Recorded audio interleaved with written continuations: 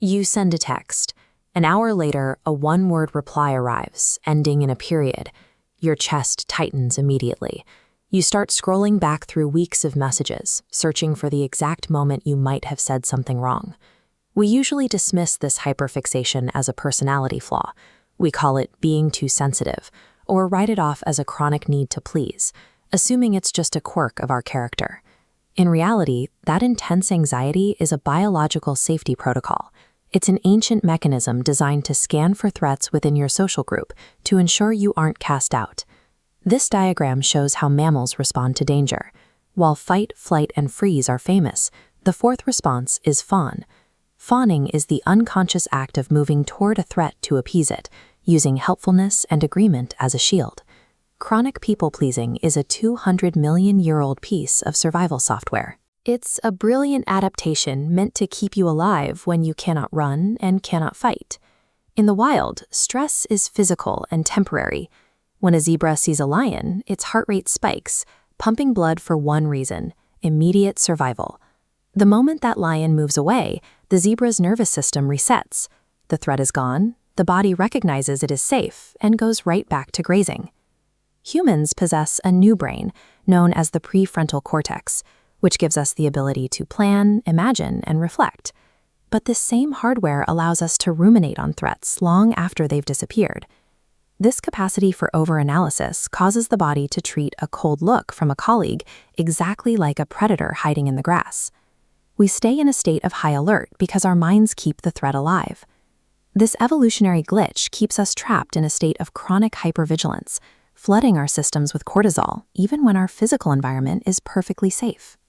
This biological response is initially programmed in our earliest years, when we are most dependent on others for safety. In homes marked by high conflict or unspoken tension, a child's survival depends on their ability to read the room. If a caregiver is volatile, the child must learn to manage that adult's emotions to maintain peace. Children adopt specific archetypes to navigate this chaos. Some become the peacekeeper, muting their own needs. Others become the performer, using humor to diffuse tension. Some take on the caretaker role, and some become the lone wolf, relying only on themselves. Over time, these roles become a nervous system rule. The body learns that safety is only possible if the person in power is happy. Many adults struggling with chronic people-pleasing were actually parent-pleasers first, performing a childhood role that they never had the chance to put down. This pattern extends beyond the family.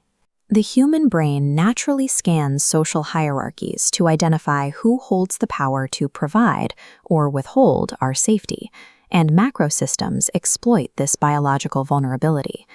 Patriarchal structures have historically mandated the fawn response in women, rewarding those who overextend and over-apologize. In this system, domestic harmony is placed entirely on the woman's ability to appease. Marginalized groups often utilize fawning as a tactical shield against systemic hostility. For people of color, complying with the rules of a dominant culture, the model minority narrative, is a way to navigate gatekeepers who control access to housing, jobs, and basic safety. Similarly, LGBTQIA+ individuals often use fawning to mask their identities in heteronormative spaces, mirroring the majority to minimize the risk of being targeted. While society calls this being nice, we are often just managing how we are perceived to avoid the discomfort of conflict. True compassion, however, requires us to be authentic even when it's difficult.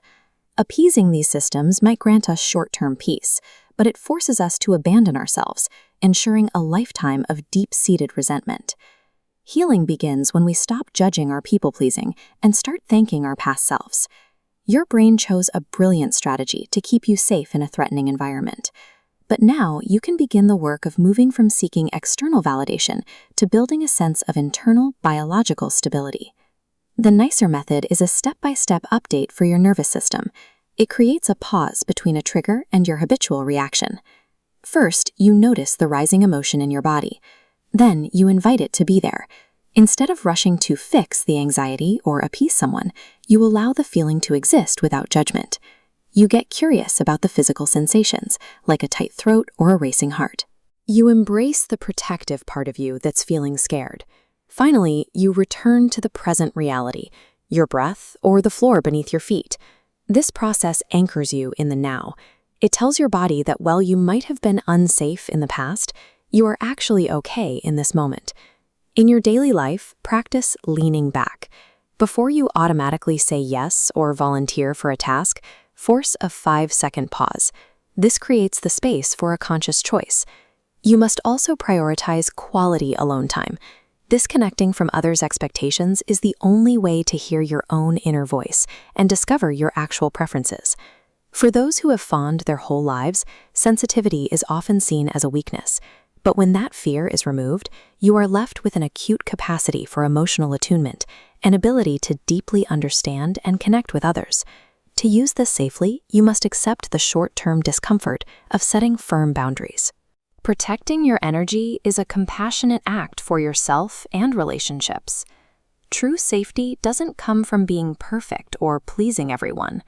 It comes from the unwavering trust that you are worthy of respect exactly as you are.